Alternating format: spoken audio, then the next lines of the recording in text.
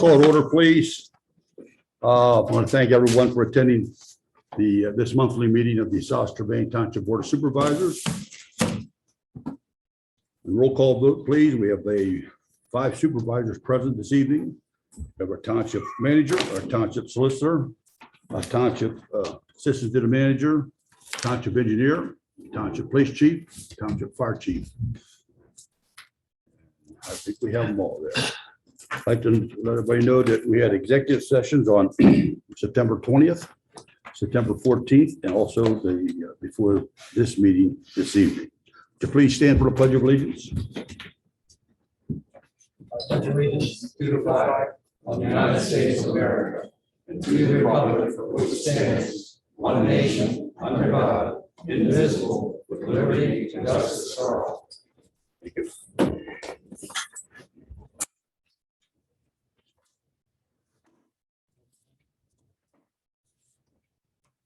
Three on the agenda is public comment time. Excuse me.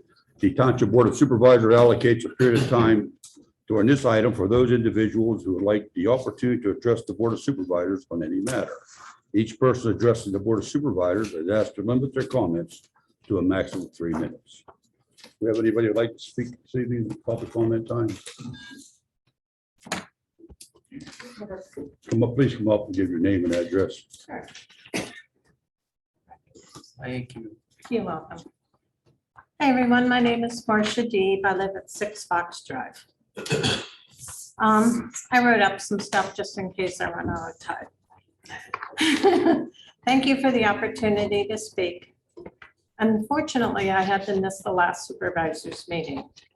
I did, however, read the articles in the newspaper, as well as multiple posts on social media. I would like to ask the following questions and get responses to my questions. I saw you had voted down the Cracker Barrel's request for the liquor license, and I would just like to know what criteria was used to make the decision. Also, did Cracker Barrel do any survey or have any data to show why they wanted to consider acquiring the liquor license? If so, I think it would have been in the township's interest to share this with your constituents. If not, why did you not request such an action before placing it on the agenda? While I am ambivalent to this action, I think your action would have been better received had more data or conversation taken place prior. As it played out in the newspaper and social media, it seemed like it was a moral decision to deny the license, but neglected to explain the monetary losses. For tonight's agenda, I have 2 questions. I understand you will be discussing medical marijuana dispensary. Will you be providing us with data and both pros and cons for the project? There seems to be quite a good bit of community interest in this, so I would hope that we can have some sort of discussion before voting on it. I also see you wanted to appoint a finance director. How would you choose your candidate, and how is this position different from our business manager? Is there a salary for this position? I've also included what was in the newspaper in case some of you had missed it. I did not do the social media because I thought it was kind of too vulgar. Okay, thank you. Anyone else like to speak? Judy. Oh, and Brandon, I never got anything from my questions from July. I know I have it on it's on my desk in front of me. Okay, I'll thank be you. reaching out, okay? Thanks. Thank you. Judy Panassi, Green Crescent Drive. I just want to clarify by stating that I'm not against saying like about bringing a drug dispensary or where you're bringing, I know all of that has to happen. My concern is where this board is deciding to put it in with such little time and discussion in front of the public.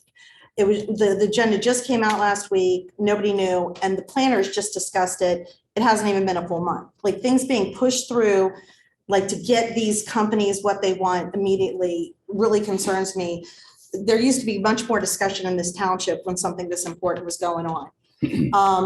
I just think that we need to think about where we're going to be putting these, and I would hope that this board uses some common sense when choosing the zoning. C2 runs the length of this township. If this gets approved, and if it ever becomes legal, it's all out there for the kids to see and everybody to see. It's right there. You know, we've got a school right there. This is a C2. So essentially a marijuana place could go right in, whether it's legal or when they, you know what I mean, medical or whatever. It's a hot subject for a lot of people. This board keeps talking about how they want to be like Peters Township. Then let's be like Peters Township. We can put it in a commercial zone. We can put it in a C3 that's, and I talked to North Strabane today about why they did theirs. North Strabane limited theirs to their corner, which would be across from our C3. They'd both be in the same area, and that's the only place North Strabane is allowing it, is over by the casino. And they specifically put it in an area where it's not the length of their township, where it's everywhere and you can put it on, it's a very specific area where it can go in. Our C3, it could go up in Tanger. People that are getting it then would also have more privacy because it's not out open on Route 19. But it just seems to be the better solution. Their C2 is equivalent to our C3, entertainment and something that is, again, in a specific area, not the length of the township. And I've talked to a couple townships today and they were sort of shocked that we were putting it or allowing it where we were going to put it. One township hasn't done their stuff yet, but they're looking into it now. And they said, after my conversation with them, they're concerned about how they're going to do this because they're like, you know, it all comes down the road to them too. The other part is where we're growing it. Both Peters Township and North Strabane only allow it in an industrial zone to be grown. That industrial zone in Peters has to be in a facility that is indoors, so it's not even outdoors. And again, we're in a township where we don't allow gas and oil drilling in agricultural areas. Why are we going to allow a pot to be going to agricultural areas? And I understand the thing, but if so, and I don't know what it says because I wasn't at the planning meeting.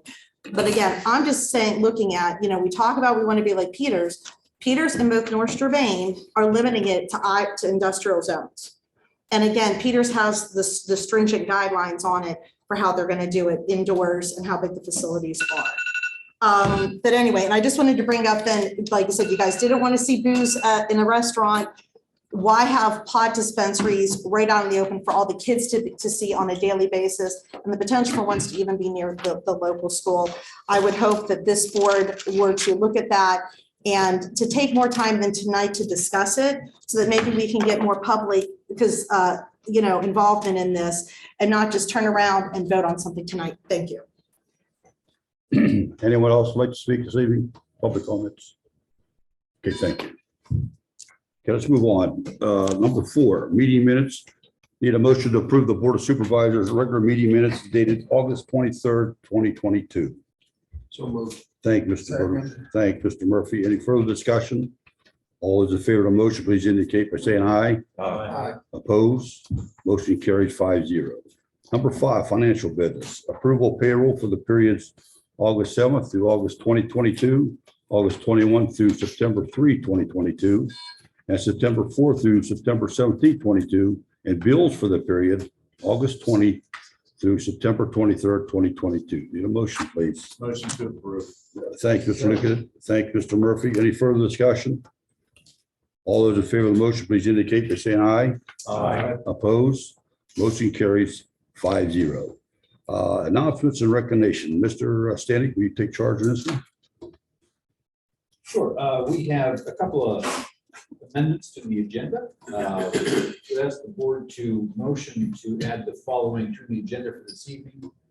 A motion waiving the park rental fee for the annual pancake reunion, a motion authorizing the firefighter recruitment process, and a motion to, do you have that motion? For the Cracker Barrel? Mr. Concerning the Cracker Barrel liquor license. concerning the Cracker Barrel. Mr. Webb. Move to amend the agenda by adding items P, Q, and R. Thank you, Mr. Burns. Need a second, please. Second. Thank you, Mr. Murphy. Any further discussion? All those in favor of the motion, please indicate by saying aye. Aye. Opposed? Motion carries 5-0. Next, 7 township reports and presentations. First, municipal separate storm sewer system, MS4 report. The Board of Supervisors allocates a period of time during this item for comments regarding the topic of stormwater. Each person addressing the Board of Supervisors is asked to limit their comments to a maximum of 3 minutes. Would anyone like to speak on this topic this evening? Stormwater. Okay, thank you. We'll move on. Township manager report, secretary treasurer report. I've been submitted for the board's information. Thank you. Township solicitor, Mr. Mickle. The office has been involved with numerous land use matters and also various items of litigation. So we've been kind of busy. Thank you, Mr. Mickle. Township engineer, Kevin. You all, my report, be happy to take any questions you may have on it. Any of the board members have any follow-up? Look at it. No. Mr. Grego? Mr. Burns? No. Thank you. Mr. Weber, Yes. His report online that the community can read, or, like he said, he's talking about his report, but how do we understand it? What do we have available to the public? Brandon's report. I just asked. Well, that's located in paper. If you want a copy of that, we'll give you a copy. No, I just was wondering if it is We do. public on the website. Yeah. Okay, Yeah. that's fine. Yeah. We don't put the It's packets- voluminous. We don't put the packets on the website, but if you would be interested, You could have that. Oh, okay. here's your copy. I didn't know if you did like a summary or like an executive summary. You don't do that. We know what you're talking about, but it's included in our packet here. But if you need a copy of that, we'd be glad to give it to you. All right, no, I was just kind of curious. Okay, good. Okay, and no idea. Okay, let's go. Thank you, Kevin. Number 8, unfinished business. Motion approving a boundary change between the city of Washington and South Strabane Township. Mr. Stanek, It's recommended that the board take an action to table it. no action. Okay, Does it need tabled or? Did we table already? or We not? did table I did. So we don't, no action. it. We move on. Move on. Number 9, new business. Public hearing for the consideration of a text amendment to the zoning code establishing a medical marijuana dispensary as a conditional use in the C2 zoning district and medical marijuana grower / processor as a conditional use in the I1 and A1 zoning districts. Mr. Stanek, before I turn over to Mr. Makel, would you please give a briefing? Sure. So this 9A and the next agenda item are interrelated. So what we have before us now is a text amendment to our zoning code that would allow medical marijuana dispensaries in the C2 district and would allow medical marijuana processors and growers in the I1 and the A1 district, which are, I just call it Industry 1 district. This first agenda item is the amendment to the zoning code itself to establish that regulation. Now, when this is finished and we move on to the next one, this is actually a conditional use request to operate the dispensary at the location. I don't have the address well. 360. 360. Thank you. 360 Washington Road, which is around the Aspen Dental group of buildings. So the first tonight here is the text amendment to the zoning code to allow medical marijuana dispensaries in C2, grower processors in I1 and A1. Second item before the board is to approve a conditional use to operate a dispensary at 360 Washington Road. So just wanted to clarify that these are very interrelated. They're both coming from local harvest labs from applications. So on March 2nd, the township received an inquiry from Local Harvest Labs regarding their interest in opening a medical marijuana dispensary at 360 Washington Road. A non-legislative meeting on May 10th, following a discussion of the matter, it was the consensus of the board to have staff work with legal counsel to draft an ordinance regulating this facility. At its September 1st meeting, the planning commission unanimously recommended the board adopt the draft ordinance. The ordinance establishes a process and standards for the establishment and construction and operation of medical marijuana dispensaries and medical marijuana grower processors pursuant to Pennsylvania's Medical Marijuana Act, and to allow for the integration of this industry while providing for the protection of public health, safety, and general welfare. Medical marijuana ordinance was reviewed by the applicant, the planning commission, and staff, and accomplished the following. It establishes definitions for these new terms. It establishes, like I said before, medical marijuana dispensaries as a conditional use in the C2 district. Establishes medical marijuana grower processors as a conditional use in the A1 and the I1 districts. Establishes standards and criteria for these facilities and establishes, of course, off-street parking and loading requirements. So I believe we have representatives from Laurel Harvest Labs here with us tonight to present. But I'll go ahead and turn it over to Mr. Makel to conduct the public hearing. Well, the first thing is the text amendment. So there's, the following exhibits need to be placed in evidence. Exhibit A is the synopsis prepared by Mr. Stanek. Exhibit B is the ordinance prepared by the township regarding the text amendment.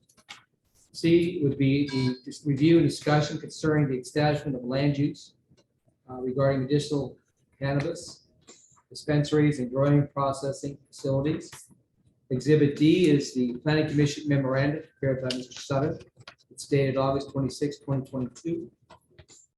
Exhibit E is the medical marijuana ordinance. I guess it's an email from Chief Drew Hill dated September 6th to Mr. Sutter. Exhibit F would be the notification of public hearing from Laurel Harvest Labs LLC. And Exhibit G will be the notice of the publication that was prepared or presented in the observer report. Is there a motion to place those exhibits A through G, so moved. Thanks, Mr. Bernier. Second, please. Thanks, Mr. Lukatich. All those in favor of the motion, please indicate by saying aye. Aye. Opposed, motion carries 5-0, Mr. Makel. Is there someone here from Laurel Labs LLC? I am.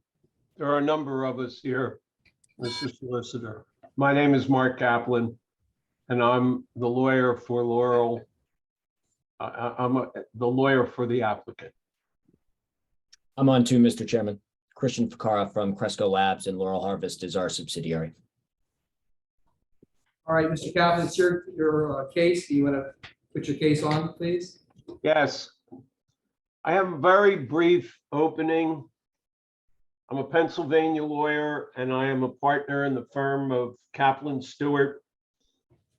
I represent the applicant, Laurel Harvest Labs LLC, the proposed tenant of a portion of the property located at 360 Washington Road in South Strabane Township. The property that is the subject of this application's hearing is an approximately 3.50 acre parcel located along the southeastern side of Washington Road, a state highway, and developed as a strip retail plaza. The property is currently improved with 2 multi-tenant commercial buildings, together with various parking areas, driveways, and related improvements, which contain 19,911 square feet. The portion of the retail plaza at issue in connection with this application consists of 2 unoccupied spaces within the commercial building, which contain approximately 3,390 square feet. Laurel Harvest proposes to fit out and occupy these unoccupied spaces for uses as a medical marijuana dispensary in accordance with the provisions of the Pennsylvania Medical Marijuana Act, which is 35 pertinent statutes 10231.1001, and in accordance with your proposed ordinance. Pursuant to your township zoning ordinance, the property is located in the township C2 General Commercial District. The township, as you have just heard, proposes to amend the zoning ordinance to make the use of the proposed space for a medical marijuana dispensary something that would require approval as a conditional use. As also you have heard, we have received a copy of the proposed amendment, and we submitted our formal conditional use application with the materials to comply with the proposed ordinance.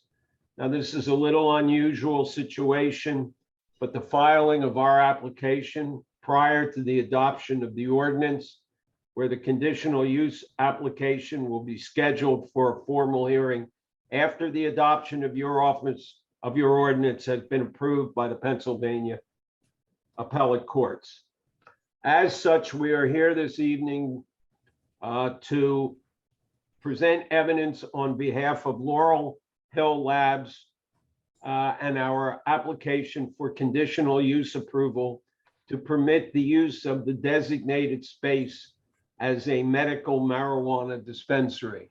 We are not here for the processing use that is also under consideration. As was stated before, starting back in March of this year, we applied for a zoning certificate under the Pennsylvania Marijuana Dispensary Act. And we have engaged in productive conversations with the staff since that time. After we were told that the township was considering making the dispensary a use only as a conditional use, we submitted an application, a very extensive application. We have since augmented that application, and we have submitted to the township to gather in one place all of those materials, a packet of documents that contains our exhibits A1 through A10. I believe they have been distributed, and we would ask that a board accept those exhibits into evidence. I believe that they take care of, satisfy all of the technical requirements. But rather than put on a very legal presentation going through each one of these items, we believe that it would be much more productive so that you understand Laurel Harvest Labs and Cresco Labs, that Christian Ficara, our Director of Governmental Approvals, addressed the board. I believe that he will hit on all of the technical items that we have submitted in connection with our application. If not, all of those technical items have been submitted for the board's approval.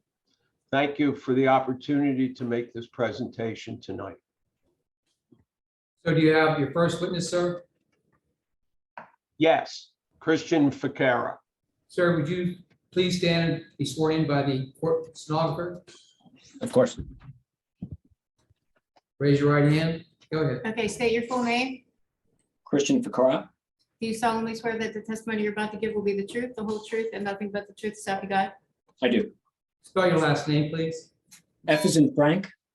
ICARA. Go ahead, Mr. Kaplan. Thank you very much. I am going to allow my witness to make a narrative presentation. I think it will be more beneficial to the board. Thanks, Mark. Mr. Chairman, is it okay if I share my screen just to have a presentation handy for the board to take a look at? Yes. You should be able to do that now, Christian. Okay, great. Thank you very much. 1 second.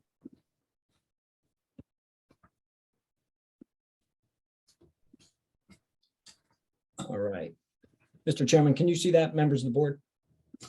Yes, we can. Okay, Yes. great. Well, thank you again. Thank you, Mark, and good evening to members of the board. Again, my name is Christian Ficara. I'm the Vice President of Government Affairs for Cresco Labs. And it's a pleasure to be with you tonight. We're grateful for the opportunity to present our application. And I'd like to thank you for allowing us to present virtually, given some of our team members were traveling this week. To that point, I'm joined by several of my colleagues on the line if you have any questions related to their specific fields. And finally, over the past several months, we've had the pleasure of working with the township and meeting with the plan commissioners And I'd be remiss not to thank Jim Sutter and Brandon Stanek for all of their guidance throughout this process. They've really made it seamless for us and a welcoming experience for a new business looking to become part of the community. So with that said, I wanted to start just by telling you a little bit about who we are as a company and how we operate and how that aligns with our values and our mission. And as you can see on this slide, it says that our vision is to build the most important cannabis company in the US. So what does that mean? Well, we like to think of it as our company is a key driver in normalizing and professionalizing the cannabis industry. There are still areas around the country that are uncertain of the medical cannabis industry, given historical stereotypes. But the fact of the matter is we're one of the most highly regulated industries in the state, much less the country. Mr. Chairman. I don't Yes. think people can hear the gentleman. Is there anything we Can can, we increase the volume, Jimmy? I've got as loud as it's gonna go. could you ask him to speak up? Christian, could you please speak up if that, or turn up your microphone or do something at all, if at all possible? Yeah, absolutely. And feel free to stop me if you're still not hearing me, okay? Is that any better? Okay. So the next slide here just shows some high-level statistics on the company. And I won't bore you with all of them, but some key highlights are that we're a seed to sale company. So our business model means that we're involved in every aspect of the supply chain. We grow, manufacture, and distribute products to retail partners across the state, including the small and minority-owned businesses. And we also have our own retail arm as well, which I'll get into in just a minute. But given that we're involved in all of those various work streams, we're able to create good paying jobs and ancillary business opportunities wherever we do business. So to date, we employ nearly 4,000 people across 10 states, and that includes staff at over 50 retail locations. And I wanted to mention that to emphasize that this really isn't our first rodeo. We're very experienced in working with localities and boards such as yourselves to ensure we're bringing the right type of business from a compliance, safety, and economic opportunity perspective to the area. So now I want to turn to the retail arm of the company known as Sunnyside. And this is the brand that our patients are familiar with across the state of Pennsylvania and what you can expect to see when you visit one of our medical dispensaries. The next few slides are actual photos from our dispensaries. These aren't renderings, and these are from across the country just to give you a feel for the environment and the atmosphere. As you can see on the exterior, we have clean facades, very clear signage, and we want to make sure that the storefront is inviting, but also highly professional and looks secure. This is an internal shot of one of our medical dispensaries. All of our facilities are warm. You'll find they're well lit. They're very bright. We really want our patients to feel comfortable the minute they walk through that door. And one of the nicest compliments we typically get from our patients is not only pleasant surprise when they come in, but also the feeling like they're in an Apple store. And to that point, when they do walk in, they'll be warmly greeted by our staff at check-in. We'll get into operations a little bit, but most folks pre-order their product before they get there. So staff has them in a system, and it's a very quick turnaround time from the minute they walk in to the minute they leave. But for others, if it's their first time, for example, we have wellness advisors on hand to guide them through what product might be able to just meet their needs and their medical needs. So getting into the site from our application, I've included a site plan slide from the package you received. And as Mark mentioned, we're located at 360 Washington Road, and the build-out space is roughly 4,400 square feet. And while there isn't dedicated parking specific to the site, there are approximately 165 spaces in that strip mall. And even with the other businesses, that should be plenty sufficient to accommodate our expected patients and that foot traffic. The next slide is the floor plan. And one thing I wanted to highlight was the vestibule kind of check-in area down here in the lower right. This is a secure area where patients have to check in. They have to show ID before anyone is allowed onto the sales floor. And there's also a separate area. I'm just going to point right up north here where you can see my cursor. That's a separate area for the exits to ensure an efficient flow in and out of the store. And that leads me to my next slide about layout and access. And aside from the separate check-in and exit points, we'll have secure patient consultation rooms, customer restrooms, administrative offices, and a secure vault to store any product, and a security and surveillance room as well. As far as some basic facility operations and protocols, I want to highlight a few basics when it comes to state rules, and for that matter, our rules. We don't allow any unpackaged cannabis products in the store. There's no consumption on the premises. No one under the 18 is permitted to come in unless they're with a guardian or a caregiver. Our hours of operation would be Sunday through Thursday, 9 to 6, and then Friday to Saturday, 9 to 7, closed on holidays like Christmas and Thanksgiving. We're also debit card compatible, which is great because there's cashless transactions, which isn't a necessary normal for all dispensaries. And lastly, product leaves the store the same way it would at a pharmacy if you're getting a prescription. Trash. Now, you might be wondering why I've included a slide on trash, but going back to our strict compliance standards, we leave nothing to chance when it comes to the disposal of our products. So all waste containing cannabis products is stored securely within our vault. Nothing goes outside, nothing in a dumpster. The waste will be picked up from the facility and returned to one of our licensed cultivation or production facilities where it'll be destroyed. And now on to loading. And this is a really strict operation. I know this is a lot on this slide, so I'll pick out a few highlights, but all of this is in your package as well. A few things to consider. Product deliveries occur between 2 to 3 times a week, always in an unmarked transport van. Those transport routes and times are randomized, so nobody can get a routine picked out. All products are transported in secure, locked storage compartments that are part of the vehicle that can't be removed. And at least 2 agents will staff the vehicles transporting the product. 1 agent will remain in the vehicle at all times, and the other will be accompanied by a staff member into the facility and through the receiving area. And that dovetails into our overall security protocols. And I know, again, this is a lot on one page, but I thought it'd be good to be a little more thorough here. It's certainly not all of our strategies and tactics, but more some broad strokes, which include exterior and interior intrusion detection sensors, and an alarm and surveillance system, dozens of interior and exterior cameras with 100% overlap. There will not be a single blind spot in the entire facility. 24-hour surveillance, 7 days a week on the premises, and with available footage for law enforcement and any regulators upon request, as well as on-site security. We'll have a guard there, a secured restricted access vault where product is kept. And lastly, all product is tracked from the time it enters into the facility until the time it leaves.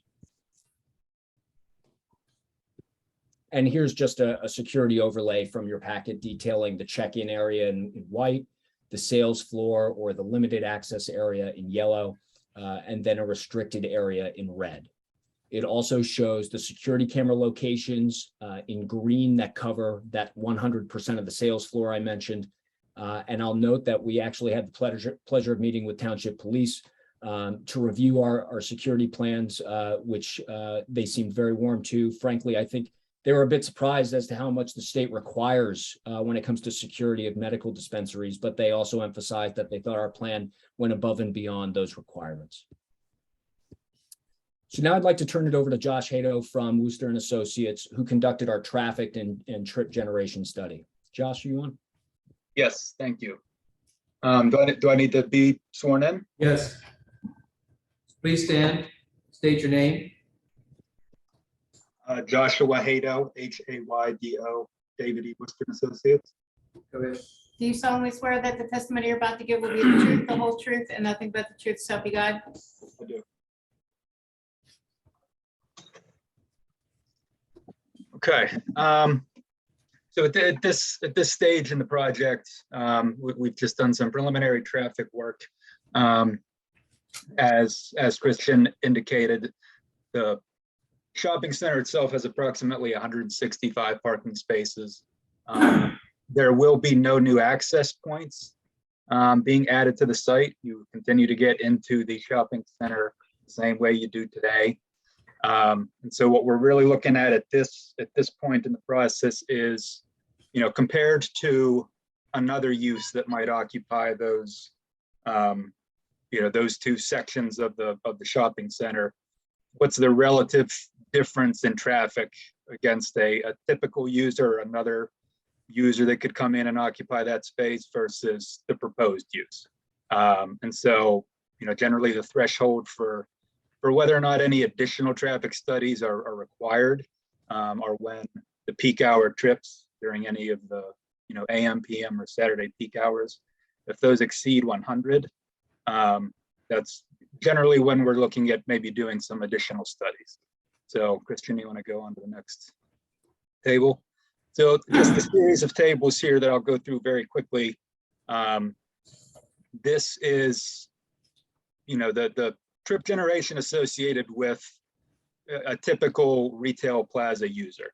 So, you know, some particular users might be less intense traffic generators, some may be more. This kind of represents an average. Something like a food user would, you know, tend to create more traffic than say a salon or a service of some type. Okay, on to the next table. So this is the same, you know, based on the same square footage, the amount of traffic that the dispensary use is projected to generate. And then finally, Christian, table 3. And this is simply a comparison of the two. So the dispensary is projected to generate more traffic than your average user that you might find in this shopping center. But again, compared to that threshold of 100 trips, this just simply demonstrates that at this time, we don't feel that there's a need for any further traffic studies. And because, you know, there is no new access being sought, there will be no PennDOT involvement on this project. So just kind of a starting point in the discussion about traffic. That's the extent of our traffic engagement at this time, but I'm certainly available for any questions that anyone may have. Thanks, Josh. We'll wrap up here and then we can open it up. Okay. I just wanted to finish by mentioning our community engagement efforts, and specifically, we expect to hire over 20 people for this location, and we hire locally. We always look to the community to fill those positions first. But additionally, there will be several ancillary business opportunities for local vendors and contractors as well. A lot of folks don't realize that when it comes to supporting a facility like this, we'll need landscapers, we need contractors, plumbers, electricians, et cetera. And we take a lot of pride in making sure that those opportunities are offered to local businesses first. So we also have a division within the company that focuses on partnering with local organizations and agencies to support their causes as well. So some of the first calls we make when we get on the ground are to the local chambers of commerce, the fire and police chiefs, and philanthropic organizations to see how we can get involved. So we definitely look forward to that process and would welcome any of your recommendations and insights on that front as well. So with that, and I want to be mindful of your time, I just want to thank you again for the opportunity to present here tonight. And the team and I are happy to answer any questions you may have. So what's happened is we've merged both the public hearing for the text amendment with the public hearing for the conditional use. So what we need to do is make a motion to add a second set of documents in, because we have the text amendment and the public hearing for conditional use. So what we can do is place the following exhibits and maybe put them as, I already have a mark for the second hearing, but what am I going to do? We'll make it A1 would be the application of conditional use. B1 would be the addendum to the conditional use application submitted by Mr. Kaplan. Exhibit C would be the information concerning the structure itself. And the applicant is presented by Mr. Massaro. Exhibit D would be information from Cresco Labs, which is the presentation just saw. Exhibit E would be more information from Sunnyside concerning the policy. Exhibit F would be the application for medical marijuana dispensary with the state. G would be the notification of public hearing for conditional use of tonight's hearing. And exhibit H, and these are all H1s, whatever, we added one after all this. And H would be the publication in the Observer Report. Did you run out of letters? No, but I already have the marks. All good. I already have So the marks. moved. Thank you, Mr. Burr. Need a second, please. Second. Thank you, Mr. Lukasich. All those in favor of the motion, please indicate by saying aye. Aye. Opposed, motion carries 5-0, Mr. Nick. Mr. Kaplan, any of the documents that I didn't mention that you wanted placed in evidence? I believe, let me ask you this. Did you take that from the packet that was delivered by Federal Express today, or the accumulation of documents that we had submitted before? This is the accumulation of documents that were submitted to the township before and submitted to my office, I believe, over the weekend. I have nothing additional. There may be 2 additional documents. If you give me a second, that my associate Jessica Wells sent to Jim Sutter, that I believe was delivered today. Give me 1 second. It's that one, and Would it be a zoning map showing the location of the premises? I believe it was a zoning map, and I believe it was Laurel Harvest application to the state. That's already put in there, already.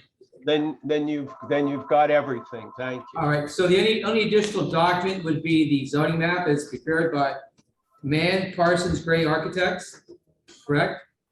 Correct. All right, is there a motion to place this document as, I believe it would be, What letter? I think it would be J1. Okay. So moved. Thank you, Mr. Burr. Need a second, please. Second. Thank you, Mr. Murphy. All those in favor of the motion, please indicate by saying aye. Aye. Opposed, motion carried 5-0. At this point in time, does anyone on the board have any questions of the 2 individuals who just testified? Anyone? I think it might be helpful to the public and to the board if somebody in very simple terms would explain who your customers are, how they become your customers. Is there a doctor involved? Is there a prescription, et cetera, so that those of us who don't run in the same circle that you do will understand.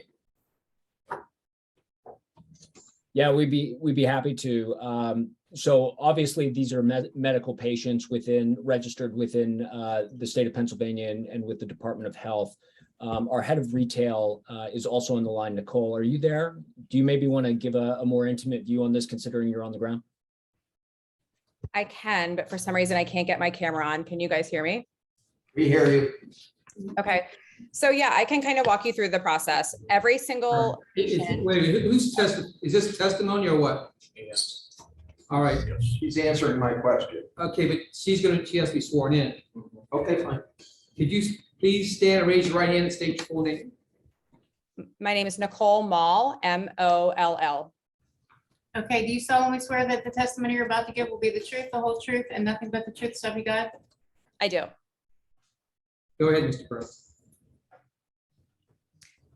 Okay, so I'll just kind of walk through the process. So every single person that comes into our location to purchase is a medical patient. And as how you become a medical patient is you have one of the 23 existing conditions that the state says is a pre-existing condition that cannabis will support.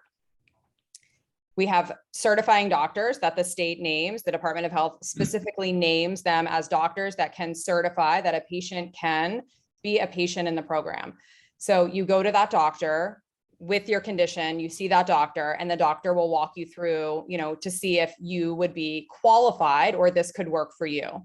If they grant, yes, you are qualified, this would be a great opportunity for you to get relief for pain, post-traumatic stress disorder, just to name 2 of the pre-existing conditions. Then you get a certified card per se, that it's like it looks almost identical to a driver's license that has a barcode scan on the back of it. So when you come into a location, that card is good for 1 year, and you have to get recertified by a certified doctor every single year to make sure that you're still eligible. You come into the location and you cannot purchase unless you have that card. The state requires that in your purchase, you're allowed to purchase a 90-day supply. And we do have pharmacists on location that help support what a day of supply would be for your condition. I'm not sure if that answers enough or if you have any more questions about that process. No, that was helpful. Thank you. Absolutely. Anything else, Mr. Burns? No. Mr. Rego? Mr. Weber? No comment. Mr. Murphy? I have one, will there be any security in your facility? I know I've been passing one on Penn Avenue over in the Strip, and there's always a security guard out in front of it. Yeah, so that's a really good question. So we do have security. We have security in a couple different ways. The state does require us to have the cameras that are monitored 24 hours. We also have to have, while the dispensary is open, we have to have somebody watching those cameras for the entire facility minus the restrooms, the entire time our dispensary is open. And we have to have somebody that is to let, like in that front door in the vestibule that Kristen showed you, we have to see that you are a medical patient with your registered medical card that I talked about that looks kind of like a driver's license to even be able to get in that front door. Yes, security is in many places. In the Strip District or in the city areas, we do have them standing outside the location. Our assumption would be in the Washington location that they would be inside the vestibule and let people in, but not standing outside. We think it's going to be slightly lower volume, and the risk is, we don't want to have an officer standing out in weather with a lower volume dispensary, but I mean, we can adjust as you guys see fit. Does that help? Oh, thank you. Anything else, Mr. Murphy? Nope. Mr. Lukasich? Yeah, I have a couple questions. Where do you transport your product from? We transport from a bunch of different grows that are in the state. So all product that's sold in the state of Pennsylvania is also grown in the state of Pennsylvania. So there are a bunch of different dispensary grows through, or a bunch of, not dispensaries, a bunch of different grows throughout the state, and it's transported from there in the white unnamed vans. Okay, when you say your product, it's from a grow site, you're actually selling something that people would smoke. It's not like gummies or.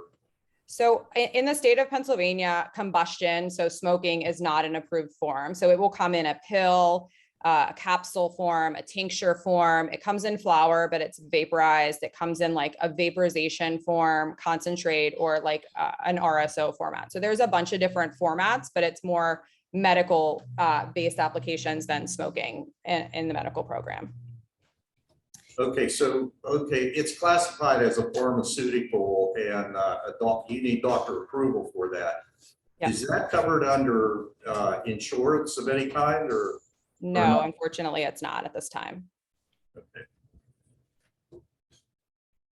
Any further? No. At this point in time, does anyone have anything to say or ask a question? Ms. Panassi, could you please go up to the podium, please? Sure, And talk loud, speak, to hear what you have to say. Oh, Dennis, you Or what don't they have can to have. worry about that. All right. No, I don't think anybody talks louder than I do.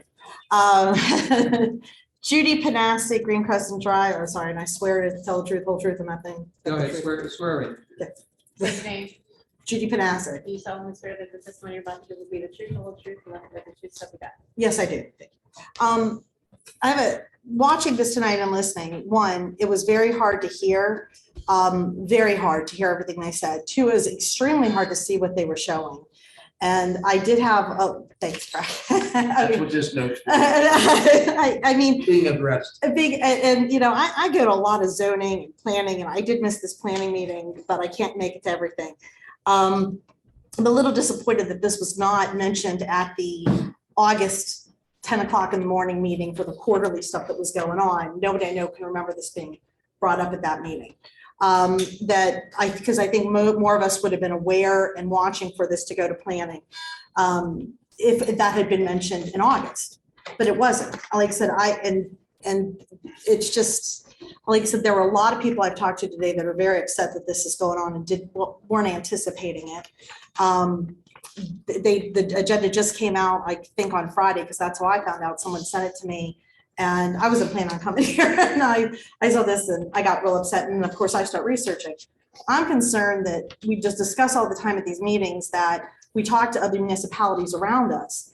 But like I said, it took me, I don't know, a half an hour of my time today, 45 minutes to talk to at least 2 municipalities regarding this. One right next to us that took a totally different look and way of doing it than we're doing it. Did we discuss, did our township talk to other municipalities that have had this? I mean, we talked to North Strabane about everything else. Why didn't we talk to them on where and why they put it, or Peters Township as to what's going on with them, and especially, like I said, allowing the growing to just be in an industrial area, which in South Strabane is huge. Our agricultural industrial areas are a huge chunk of our township. So like we're talking tonight about allowing this to be grown in a really big part of our township.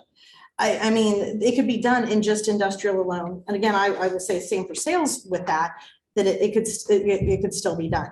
You know, we're talking about, you know, oh, this is dangerous, not dangerous, but we found out, and Mr. Lukatich's question I thought was really good, is this covered by insurance?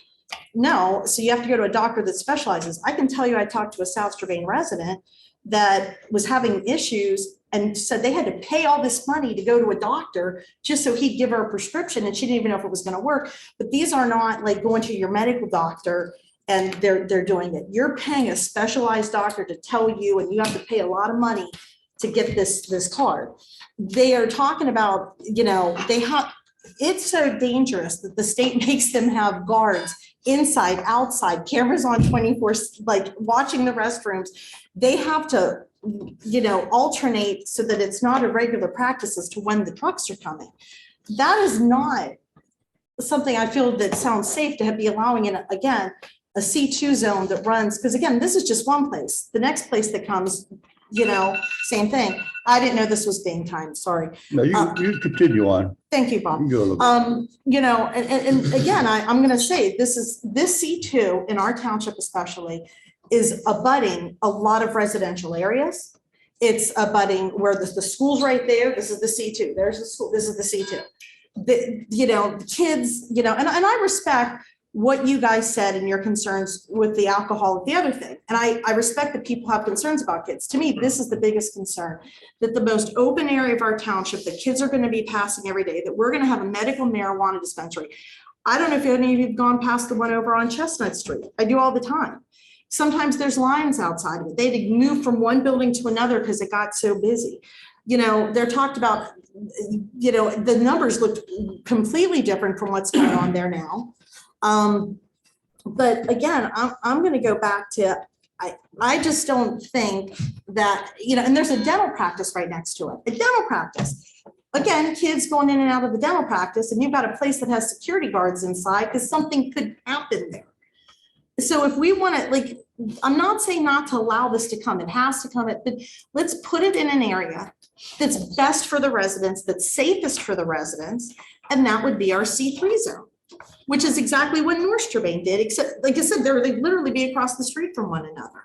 That is the safest for our township. That is what's best for our township. It's not telling them they can't come, but it's not doing it on their terms, what's best for them. It's doing it on what's best for the residents, what's safest for the residents. And long-term, that's what we have to look at, because this is just one place. More can come and more can come in here, and they could go in anywhere in any of these malls, next to the Michaels, next to the Hobby Lobby, next to Walmart, next to Giant Eagle.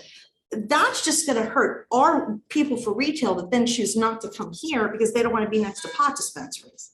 And I think if we limit it to a specific area, it's the safest. And again, same with the growing, which they didn't even really cover the growth aspect of this, and that's on here. There was no real discussion of where they're going to grow it, how they're going to grow it. I'd also, my one question, I'm sorry, I was trying to write notes and I'm getting old and I can't read anyway. What are they paying people? Like, they talked about local help. That's one time to do the painting, to build the building.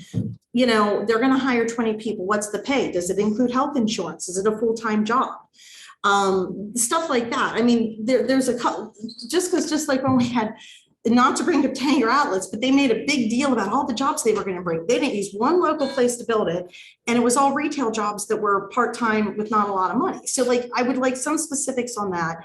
But again, my biggest concern for this township is the safety. I mean, their whole talk is about how the state mandates the safety because it's that dangerous. And we want to put it next to a dental center and where there's kids all around.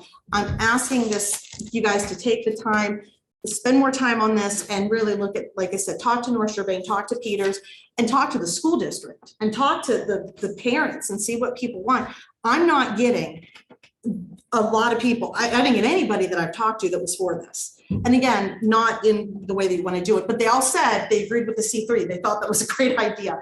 So I'm just asking you to think about it. I thank you for your time. Thank you.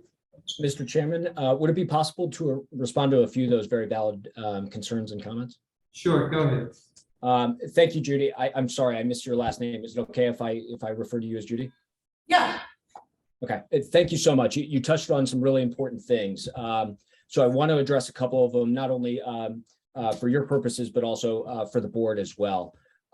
First and foremost, we didn't touch on the elements of a grow facility because we're not applying to be a grow facility. And while there are other facilities around the state, we're applying to be a medical retailer. So we wanted to focus on what the actual item was before us today. But I'm happy to offline with you to talk about the cultivation practices and how that works, because I know it is something of interest for sure. As far as our employees, I mentioned we're going to have over 20 employees at this facility. One of the things we're most proud of at Cresco is we pay above average, high quality paying salaries. Everybody is offered a full suite of benefits. We have unlimited PTO. We make sure that folks are being invested in. So these are head of household jobs for a lot of them. And even so, if they're early entry jobs, these are stepping stones to grow into managerial positions and stay for the long term if they so choose.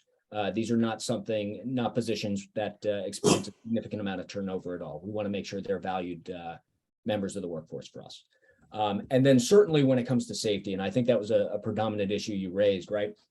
The reason that we spent a lot of time on the security elements of that presentation was because not only is the state very, very strict on what we have to do, we want to make sure that the communities we're in know that we're going above and beyond it. So the type of patrons you're going to expect, just so you know, when we served the medical community, these are cancer patients, these are veterans, these are folks with PTSD or arthritis and Parkinson's. They're not coming into these dispensaries looking for recreational product to get a high. This is for pain relief. This is to satisfy medical conditions deemed by a doctor.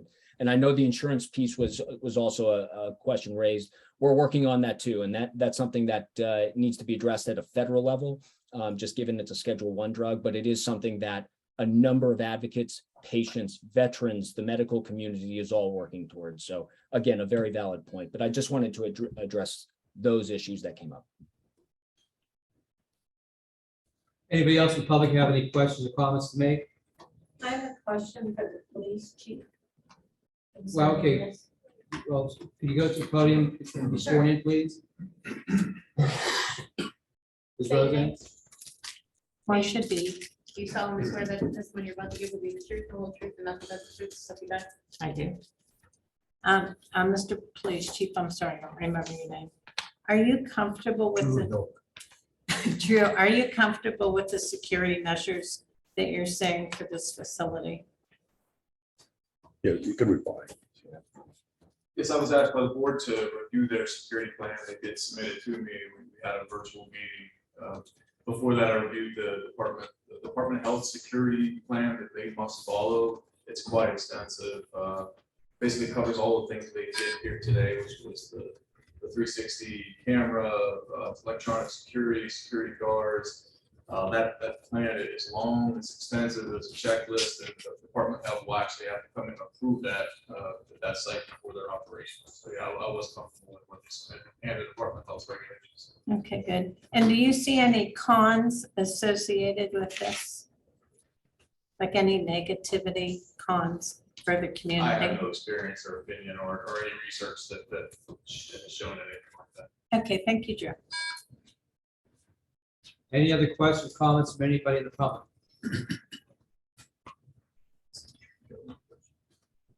No further questions of the public. Mr. Lukasevich, you have a question or comment? Yeah, I have one other question. When you're talking about your product and what you're going to be selling, yeah, I'm looking at comparing it to a pharmacy type setting. And could you just talk about that a little bit? You're having all this security for selling pharmaceutical marijuana.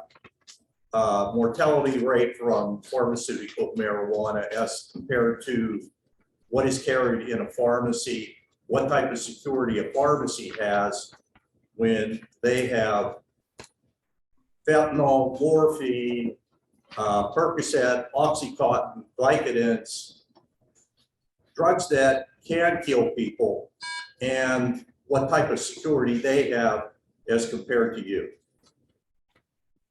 Yeah, that's a great point. Nicole, you want to jump in here? Yeah, I think I can handle a little, some of it. I might need your help for the end. So our product specifically works just like a pharmacy. Absolutely. So like you get a container that is sealed, you get a patient label that's printed on it, just like you would at a pharmacy. It's adhered to the bottle or the container, and you take it just like it would be a pharmaceutical product. I think as far as the security, I think we're getting, we do that to go above and beyond, as Christian said. And I'm not familiar with a pharmacy and what their regulations are, or what they're accountable for. So Christian, maybe you have some more of that detail, but I can tell you, any adverse reaction, currently we have 10 locations in the state of Pennsylvania. As far as an adverse reaction, which would be a reaction to cannabis in any way, shape, or form, whether it be, whatever that might be, we have to report to the state, and that all comes across my desk. And so far this entire year, I haven't had one adverse reaction, not one, come across the desk. I've been doing this for 3 years, and I've had probably 5 total. And 2 of them were adverse reactions to coconut oil that was in a tincture that the patient didn't realize. So I think as far as, symptoms, helping symptoms, yes. As far as adverse reactions or, there's no overdose, there's nothing like that happens with cannabis. It's not possible, right? So I think as far as the security for a regular pharmacist, Christian, I don't know if you can handle that. I don't have any line of sight of that. And maybe you have more of that. Yeah, I know a little bit about it. It is certainly less robust than what's required by the State Department of Health for medical facilities, medical cannabis facilities. I will say too, just speaking on security, within our security plan, which we provided to the township chief, police chief, we do track security incidents and we track data specifically to show how we're doing.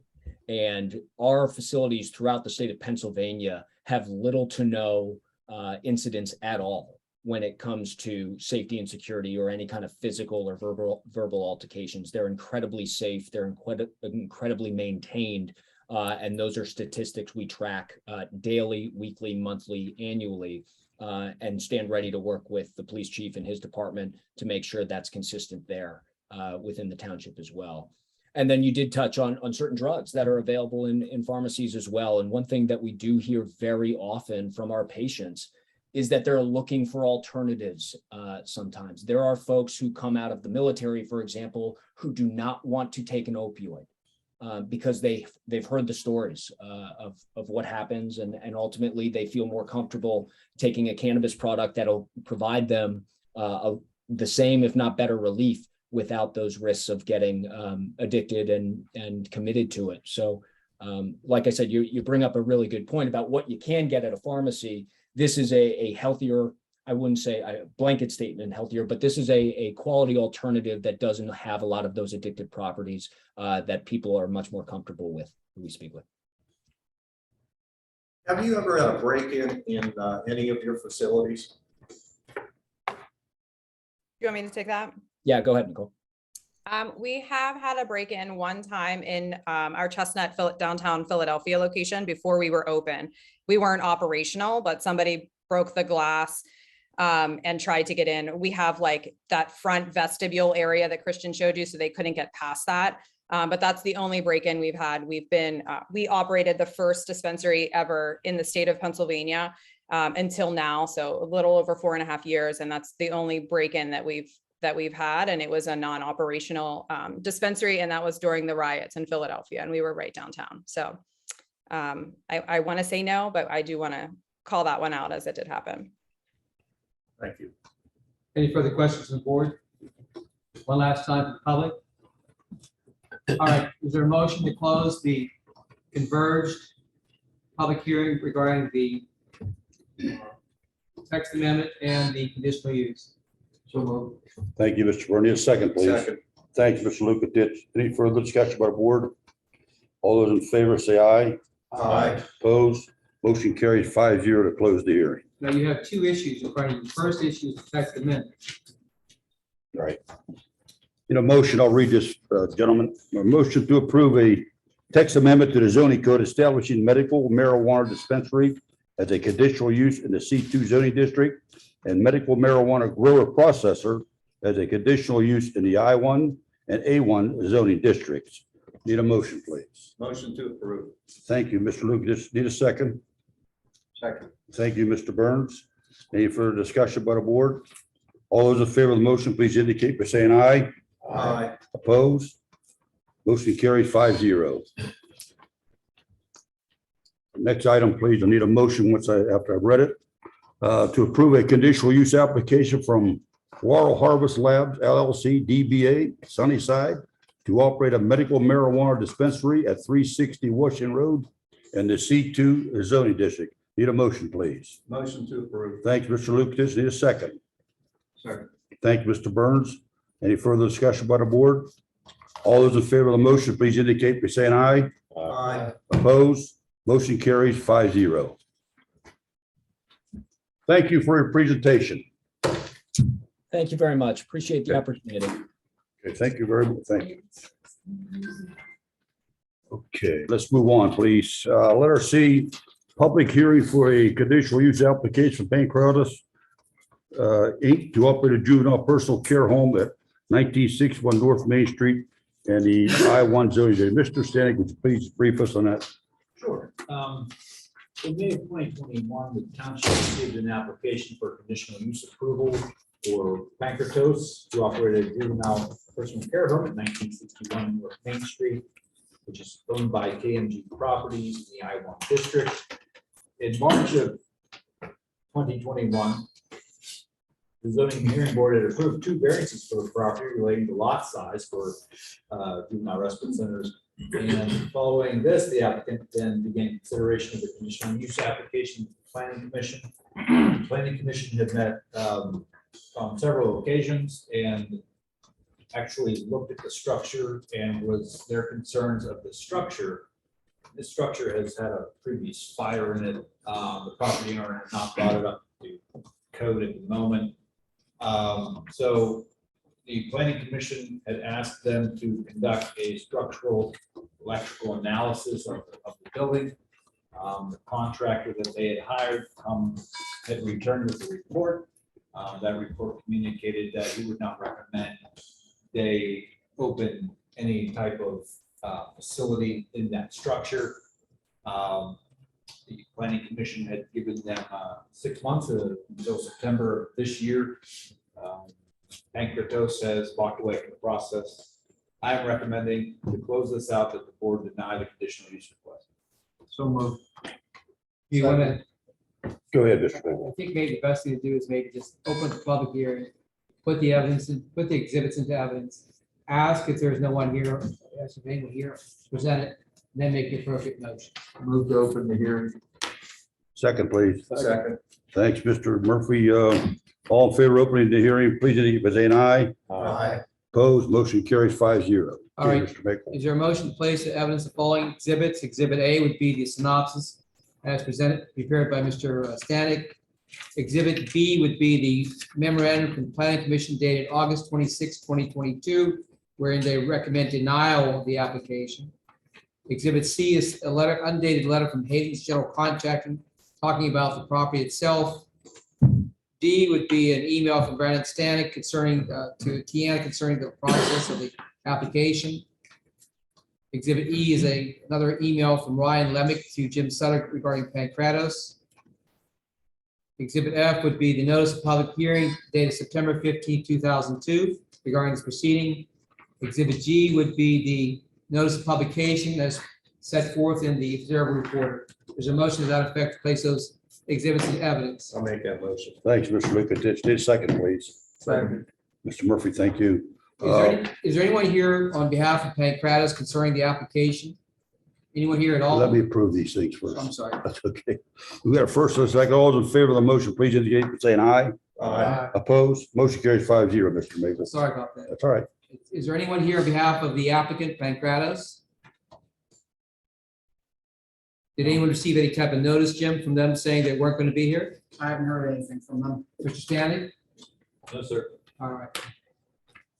If they're not here, is there a motion to close the hearing based upon there being no testimony? Let's close the hearing. Thank you, Mr. Byrne. Need a second, please. Second. Thanks, Mr. Lukatich. All those in favor of closing the hearing, please indicate by saying aye. Aye. Opposed? Motion carries 5-0. Move to deny the application.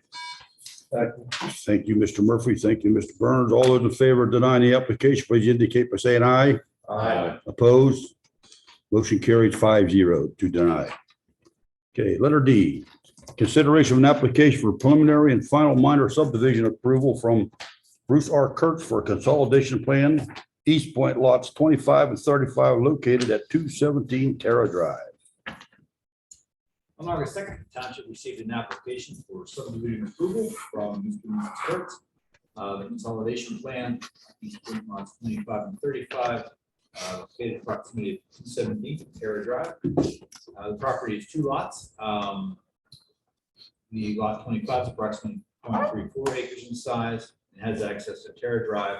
The other lot on the back end has access to Route 136. However, there is currently no driveway accessing that. The subdivision before you is simply to consolidate those lots. Move to approve. Second. Thank you, Mr. Burns. Thank you, Mr. Murphy. All those, any further discussion by the board? All those in favor of the motion, please indicate by saying aye. Aye. Opposed? Motion carries 5-0. Letter E, motion accepting the annual municipal separate storm sewer system MS4 annual report and presentation. Mr. Stanek. Sam Carroll, MS4 engineers in Denton tonight. Nice little presentation about MS4 for us. Sure, thank you.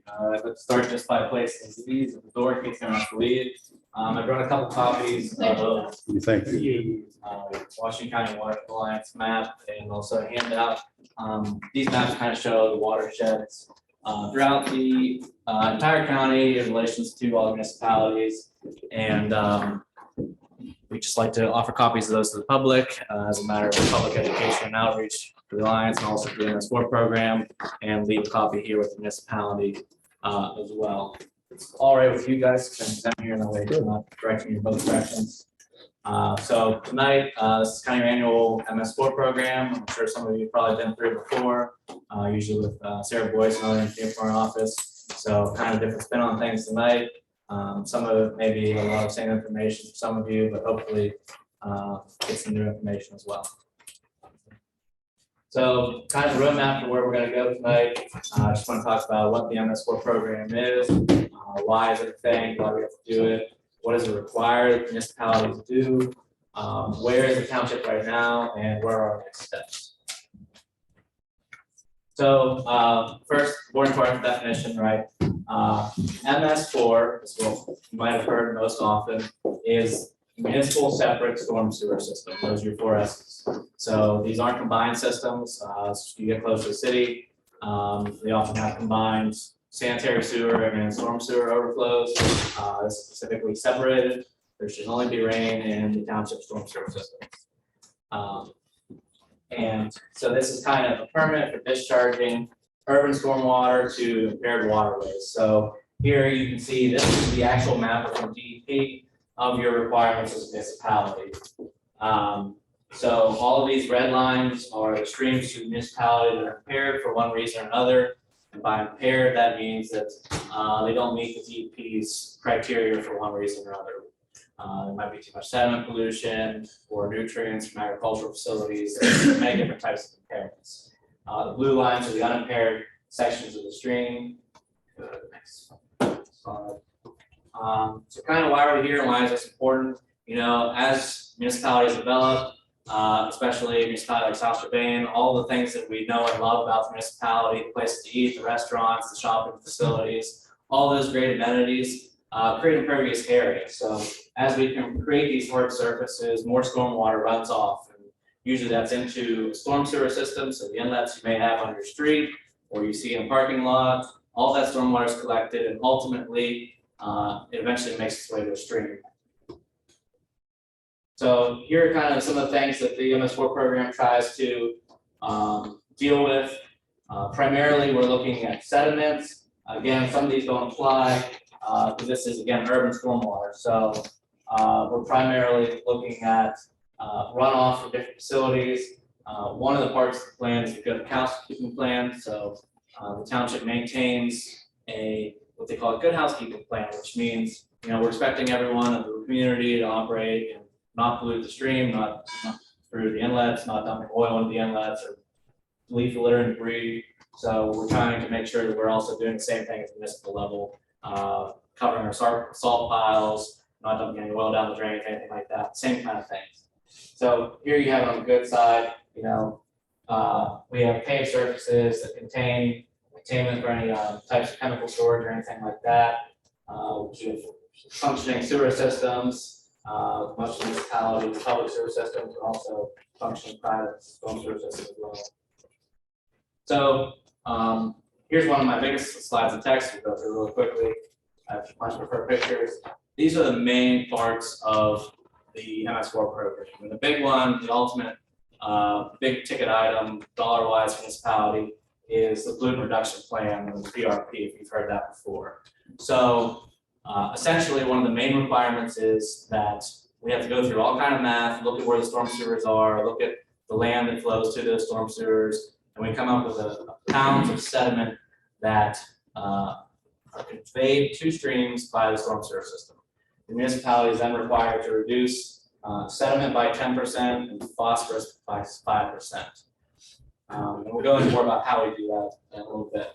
And then there are these 5 MCMs, or minimum control measures. And again, we'll hit on each of those as well. So here's the table version of that map I showed earlier. This lists each of the main streams that are either in the municipality or downstream of the municipality that are impaired. So with Catfish Creek, Chartiers Creek, unnamed tributaries to Chartiers Creek, and then also part of the municipality eventually drains from Canonsburg Lake to Little Chartiers. You'll note I have an X there on a couple of requirements. A few months back, we noted that some of the streams that were listed, according to DEP, that we were required to do things in, they're not a municipality and they're not downstream of it, they're in Chartiers Township. So we were able to work with DEP and get those removed, and it's no longer a requirement for the township. So again, here's kind of the same map. This just takes you through what drains where. So these different green bubbles are kind of the main drainage sheds of the township. Most of the western and northern part of the municipality drain towards the west to Chartiers Creek, which flows north. And then the eastern part flows east towards Little Chartiers Creek, which also flows north. And those two streams come together just downstream from Canonsburg Lake. And then they flow as one stream all the way to McKees Rocks, where they dump out into the stream. I get my McKees Rocks and McKees Port mixed up for that one. And these are just those kind of impairments and the reasons that we have to deal with the MS4 program for each of those waters. So how do we tackle that pollutant reduction plan? We install physical best management practices. We're going to talk about non-physical best management practices later. But the pollutant reduction plan, these are actual physical on the ground things that we do to try to capture sediment pollution and store those on the site. So those are some of the different types. And we have stormwater ponds, distant ponds, rain gardens, buffers. Stream restoration is a big one that the DEP has really given a lot of credit to. Let's go ahead to the next slide.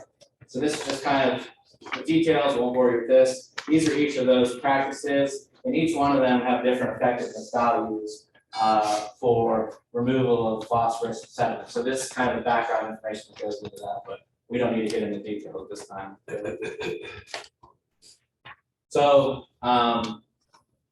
yes, the current pollutant reduction plan for South Strabane recommends multiple areas of stream restoration.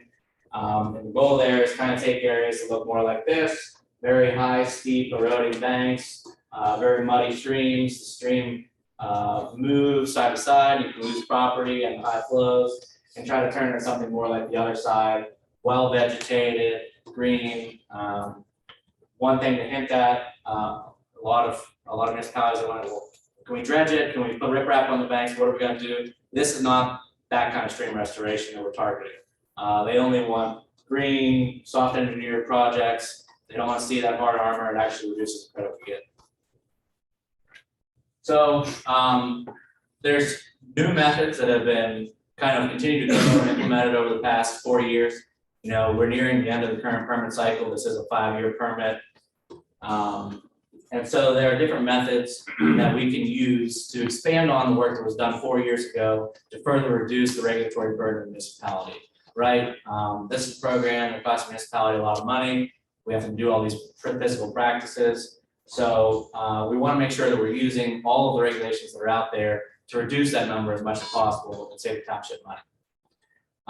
So right now, the current load, like I said, that theoretical calculation, DEP's math says that the township storm sewer system generates 3,626,308 pounds of sediment to the streams on an annual basis, based off the impervious area and the things that drain to those inlets. The DEP requires that 10% reduction in pollution. So according to the permit, the township's required to reduce 362,630 pounds of sediment over a 5-year term. I've got some updated numbers. It's my understanding these are possibly lower than some of the numbers you may have heard in the past. Another firm that does a lot of stream restoration just put out kind of some ranges that they've been seeing, and that's $4 to $12 per pound of sediment reduction, which would bring the way the township's current plan is worked out to between around 1.5 to 4.3 million. Now, obviously, that's dependent on the exact practices and places that you choose. So that's the best estimate at the time. As I mentioned, there are ways that we can claim credit for existing best management practices that we just really didn't have an inventory of 4 years ago to be able to do it at that time. So that big table that I showed with different effectiveness values, existing ponds can capture up to 60% of the sediment that comes to those ponds. So we went through and worked with the municipal staff to develop an inventory of all these existing ponds and BMPs throughout the township. And if we take a look at those, we can count that 60% reduction to reduce the overall total. And then we would just have to reduce 10% of the remaining amount. So we don't know exactly what that lower amount is going to be, but at $4 to $12 a pound, even if we were only to get a 20% reduction from where we're at right now by what's called parsing and counting for existing BMPs, even a 20% reduction works out to be about $290,000 in savings to the township on that BMP cost. So that's on the low end, lowest number. So hopefully it'll be a lot higher than that, and it will really justify a little bit of the extra legwork to go the extra mile and make sure we do that. So those are kind of the two options on the table. Again, this is just circling back. That's kind of the PRP summary. We'll quickly go through the other minimum control measures. So these aren't physical practices. These are mostly administrative practices, things that the township's doing. The first one's public education and outreach. So tonight, it's a public meeting. This will count as credit for the municipality, providing maps, different things, education materials that the township has on hand. Those also count towards those education and outreach requirements. Public involvement participation, again, similar to some motions that you saw already tonight. Whenever we make updates to the plan, if we update the pollution reduction plan, those all have to be public advertised for public participation. So it's mainly trying to, again, encourage that public participation process. Number 3, illicit discharge detection elimination. This is one of the bigger ones. This is why we went through the efforts of developing maps. We're required to allow for residents to be able to report incidences. You see your neighbor dumping motor oil, just changes oil down the storm drain next to your house. The goal is to establish methods and procedures for you to be able to report that to the township, and there's an established process for that. So MCM number 4, this all deals with construction stormwater. So all the development that goes on in the township, construction projects, they're required to maintain their site controls to keep the sediment on the site. This one really deals with that, making sure that the municipality is working with the conservation district, which does, to make sure that both sides are doing what they can to reduce sediment going to streams from construction. 5 is those best management practices after construction. So this is kind of keeping a list, which we're doing, of all the ponds and things that developers put in to maintain stormwater. The municipality can also look at enforcing that they're maintained per their maintenance schedules, so that they're operating efficiently and managing stormwater the way they were designed.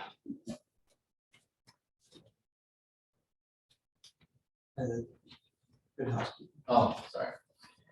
So, like I said, I already mentioned this one, the good housekeeping plan. So there's written protocols in place. This is primarily for the Public Works Department, but also for any township owned facilities. We have an inventory of all township parks and everything that the township owns. And we're just making sure that we're not doing things that contribute to the pollution program overall as a municipality. Here's kind of a timeline. I understand it's too small to see on that. There is a copy in your packet, and I can provide a larger copy as well. These would kind of be the next steps. If the board would like to continue making those revisions and counting the existing stormwater ponds, this is how that would kind of shape out. That would be the blue, large blue section at the top, updating the PRP, the pollution reduction plan. And then there's also the existing stream restoration projects. We know that we're still going to have to continue pursuing those. So there's no point in waiting until the pollution reduction plan is complete to pursue some of the projects that are already on the table. You know, there's multiple projects that are out there. We know we're going to reduce as much as possible, but we know that at least a few of these projects are still going to have to keep going. So we're not going to put that on the back burner if we choose to update the pollution reduction plan. We're going to keep those going as well to try to meet the ultimate end requirements of the program. The South Strabane is kind of behind, not behind due to their own fault, just due to how their permit cycle hits. The township has until the end of March of 2024 to hit those pollutant reduction requirement deadlines. Any questions? Yes. I ask, every year ask Sarah the same question. The cleanliness of our streams, above average, average, or below average? So being from the western side of the township, I can speak to that end. Shark Tears Creek is generally in pretty rough shape. Definitely recovering. I'm, as I mentioned, also part of the Watershed Alliance. You know, we just had a creek cleanup recently in Canonsburg and Houston boroughs. We'd love to try to expand up here, but really we're still dealing with a lot of legacy impacts. So there are plenty of sections of beautifully maintained stream and property throughout the township. There's also always room for improvement. Okay, thank you. Anyone else have any questions? Thank you very much for that presentation. It was excellent. Yeah, thank you very much. Okay, need a motion to accept the annual municipal separate storm source system MS4 annual report and presentation. So moved. Thank you, Mr. Murphy. A second, please. Second. Thank you, Mr. Lukatich. All those in favor of the motion, please indicate by saying aye. Aye. Opposed? Motion carries 5-0. Letter F, motion accepting the proposal of KLH Engineers. Mr. Stanek, would you brief us on this? Sure. This was back in the spring in March. The board approved a resolution requesting, thank you, Sam. Thank you. Approved a resolution requesting a sewage facilities planning grant to help the township update its Act 537 sewage plan. We received word that We did not get the grant this year, but it's a 50-50 matching grant. However, this work needs to be done. That sewage plan hasn't been updated since 1998. And also, it's prime time to do this because WEJA is updating their regional Act 537 plan. And this information would be very beneficial to that entire regional plan. So this will help us plan for sanitary sewers throughout the township for the next 20 years. Kevin, do you have anything more to add? Just, the only thing is to think of a 537 plan as a comprehensive plan, but for sewage. So all the things that you've just gone through with your comprehensive plan for zoning, how you want the township to look over the next 10, 15, 20 years.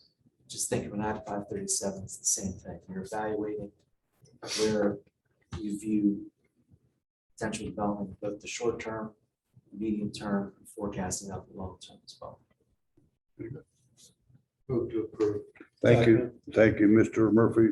All those in favor of the motion, please indicate by saying aye. Aye. Opposed, motion carries 5-0. Letter G, motion appointing a finance director. Mr. Stanek. As a result of a vacancy in the township's finance HR analyst position, the township commenced the recruitment process on August 12th, seeking qualified candidates to fill a finance director position. This position is posted on the township's website and job boards with the PA Municipal League, the Western Association of PA Municipal Management, and Indeed.com. The township's interview committee, comprised of department heads, interviewed 5 out of the 19 candidates. Upon the committee's recommendation and an interview with the board of supervisors, Ms. Jana Luton was selected to fill the position with a starting salary of $75,000. Ms. Luton comes to the township from having worked for about 7 years for Washington County Redevelopment Authority with a strong background in public sector accounting, budgeting, reporting, and audit.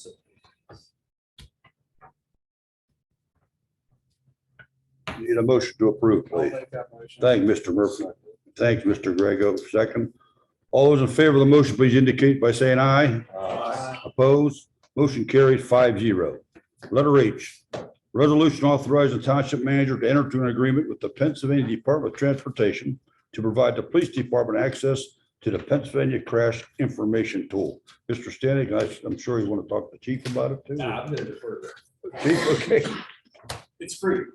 Well, that's good. Right off the bat. Right off the bat, that's good. I make that The motion. Pennsylvania crash interrogation tool is one of the tools that I use to do crash investigations, traffic data for you folks, and zoning hearing board, et cetera. It's basically an area where our crash statistics all get piled up, the reports we submit. They've created a separate and more detailed database that's available to law enforcement only, and to give us access, they wanted a part of the record that you folks approved it. That's what this is about. Move to approve. Thank you, Chief.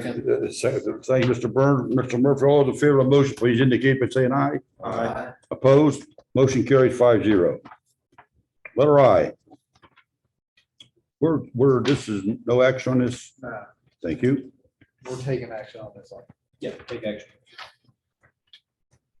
This is a. We are taking action. We are taking action on this. Okay. On this. Yeah, this is good. On the next one. That's the next. A motion approving the agreement between the township and Tracy Connor. Need a motion, please. So moved. Second. Thank you, Mr. Lukatich. And all those in favor of the motion, please indicate by saying aye. Aye. Aye. Opposed, motion carries 5-0. Okay, now we'll go to the next one, which we're not going to take no action. Thank you. Okay, motion amending the Township Police Department Policies and Procedures Manual regarding death notifications, property and evidence control, and body armor. Mr. Stanek, anything? Okay, for Chief again? Okay. Again, part of our continued pursuit to update our policy and procedures manual to better reflect current law, police standards, best practices, et cetera. And as always with my policies I put forth, they are reviewed by committee and the police department, representative of all levels of the department, patrol sergeant, and to the clip union. Recommend you approve all three. Thank you, Chief. Move to approve. Thank you, Mr. Burns. Second, please. Second.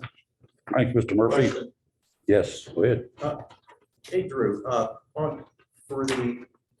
for the vest, what's the replacement period for this? I didn't, 5 years. 5 years. This for officer, individual officer, chief body. What do you do with the old vests once they're, The officers maintain them, most keep at least their last set as a home set, car set, something like that, or officers. are they still safe to wear then or not? They are no longer recommended for duty use, that's for sure. They're Do better do than they, not can having we one. test some of the old ones?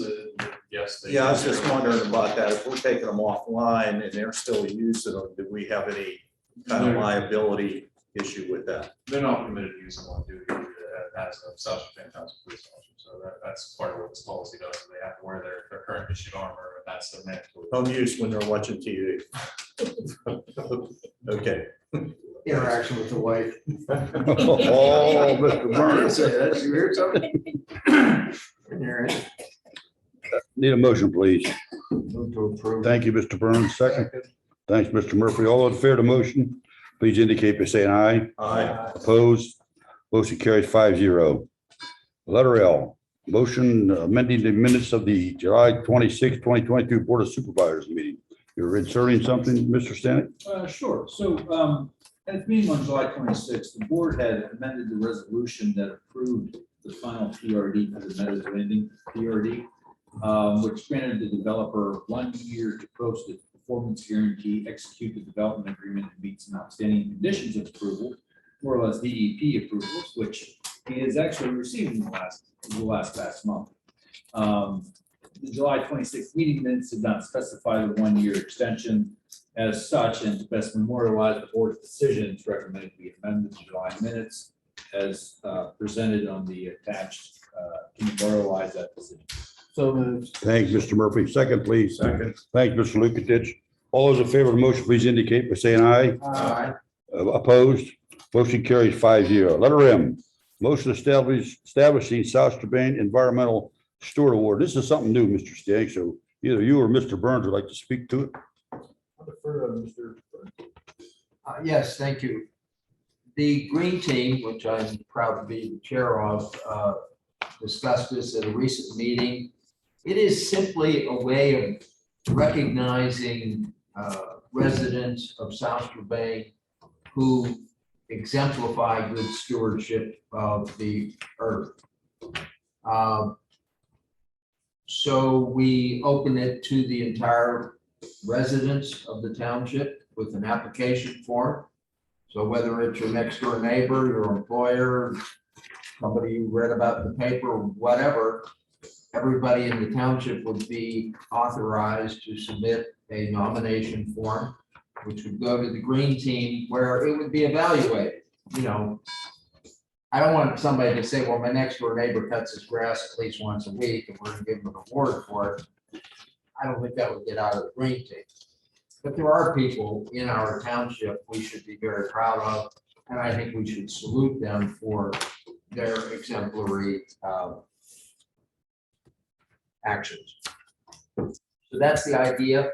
If the Green Team feels that it is meritorious, it would then be recommended to the Board of Supervisors, who would ultimately have the right to approve or disapprove the recommendation. And then it would be much like the beautification award, there'd be a certificate, a pat on the back, public acknowledgement, maybe a write-up in the newsletter. And again, the object of doing this is to salute good behavior, make it exemplary, make it noticed, let people make note of the fact that it makes a difference if you're making a difference. And hopefully other people will say, well, that's really great. I think I maybe might do that at my home or my business or whatever. Good. Thank you. Motion to approve. Thank you, Mr. Wright. Second. Okay. You beat me to the draw. Okay, Mr. Murphy, and thank Mr. Lukatich. All those in favor of the motion, please indicate by saying aye. Aye. Opposed? Motion carries 5-0. Thank you, Mr. Burns. Yes. Letter N, resolution for the disposition of specific public record. Mr. Stanek. Sure. So again, we prepared some records for destruction. And primarily there are some administrative records that are of no value anymore. They've reached their time for the policy. And also this includes I don't know if you have any commentary about the disposition of records up on the police station or in the police department, but it includes a lot of records that the chief has been wading through to dispose of. I heard they just take a month back to shoot holes. Don't start it. Don't start. Don't start a rumor, all right, I'm only kidding. Lighten up. Okay, motion to approve, please.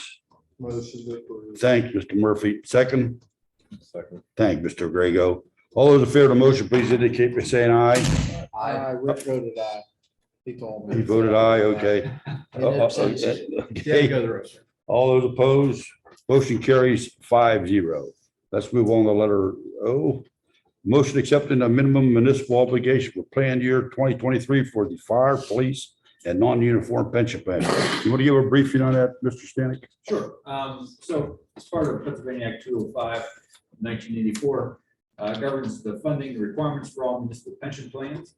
The law requires the chief administrative officer of each pension plan to inform the governing board of the municipality the plan's expected financial obligation for the coming year, which is also referred to as the minimum municipal obligation, or sometimes we bureaucrats like to create some acronyms like MMO. So this must be done by the last business day in September. The calculation of the 2023 MMO, which is being approved at this meeting tonight, required an estimate of the 2022 W-2 wages of the employees covered by the plan. Best estimates are indicated on the attached worksheets. The Township's MMO for 2022, which is paid in the fall, and the MMO for 2023, which is approved in 2022, but paid in 2023, includes for this year $82,880 for non-uniform pension, $156,908 for fire pension, $405,128 for police pension, for a total of $644,916 for the 2023 payment. So that doesn't all come out of general fund revenues. The majority of that is supplemented through the what we like to call state aid. That's a check that we get every fall that we put into our pension funds, and that check will probably be before you to approve next meeting. So for this year, for 2022, what we will be paying next month, we have confirmed we've received $367,812 state aid. The general fund makes up the difference of $252,008. And so the total cost for this year, the check you'll see next week, is $618,800. Move to approve. Thanks, Mr. Bernier. Second, thank you, Mr. Murphy. All those in favor of the motion, please indicate by saying aye. Aye. Opposed, motion carries 5-0. Letter P, motion waiving the park rental fee for the annual pancake reunion. So unless you want to talk about agreement. It's a community event. It's really a community, a longstanding tradition, community event. They did wonder if the board would grant this for the years out in the future. I'll make that motion. Thank you. Need a second, please. Second. Thanks, Mr. Grego. All those in favor of the motion, please indicate by saying aye. Aye. Opposed, motion carries 5-0. I wanted to make that motion so I could say in perpetuity, because I didn't know whether Jim knew how to spell it or not. I was really curious. Now we're gonna You woke him up. Jeez. Okay, let's move on to letter Q. Motion authorizing a firefighter recruitment process. The chief going to speak to this, or are you going to speak to it? Chief, let's go. Sure. We've exhausted all the qualified candidates on our most recent list, which was established about February, I believe, correct? So the purpose would be to establish that list to fill some part-time openings that we currently have. And potentially from those part-timers in 2023, if we have to fill any full-time spots, we'll be able to do so as well on that list. Move to approve. Thank you. Second, thank you, Mr. Murphy. All those in favor of the motion, please indicate by saying aye. Aye. Opposed, motion carries 5-0. Okay, next, see, this is the letter R concerning Cracker Barrel. Okay, the chair is making a motion to rescind the vote not to approve the resolution. allowing the liquor license transfer as requested by Cracker Barrel, DBA CBOCS, Pennsylvania LLC. That, I made the motion on that. I need a second. I'll second. Thank you. All those in favor of the motion, please indicate by saying aye. Opposed? I'm going to abstain from voting. I don't agree with the way that the LCB hands out liquor licenses presently. It's kind of an archaic way that should be done away with. Okay, thank you, Mr. Lukatich. All those in favor indicate by saying aye. We did that, okay, and one abstained, okay. Thank you, Mr. Lukatich. Okay, now let's move on to the second part of this. The chair is moving a motion to approve the resolution allowing the transfer of a liquor license as requested by Cracker Barrel DBA CBOCS Pennsylvania LLC. Need a second, please. Second. Thank you, Mr. Burns. All those in favor of the motion, please indicate by saying aye. Aye. Opposed? I'm going to abstain again. Thank you, Mr. Lukatich. Okay, 4, it passes, and 1 abstain. Need a motion to adjourn, please. Thank you, Mr. Murphy. Thank you, Mr. Lukatich. All those in favor of the motion, please indicate by saying aye. Motion carries 5-0. Thanks.